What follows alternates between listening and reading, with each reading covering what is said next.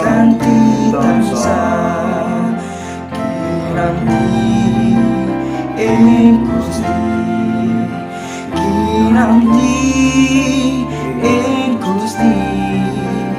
ing sadita kula nrima angger kinanti Gusti.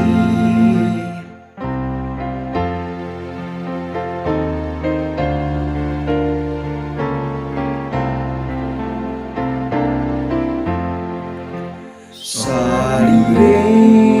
pondo kadonyan mung sarana ning kesah dene piandel kawula mung pangati paduka kinanti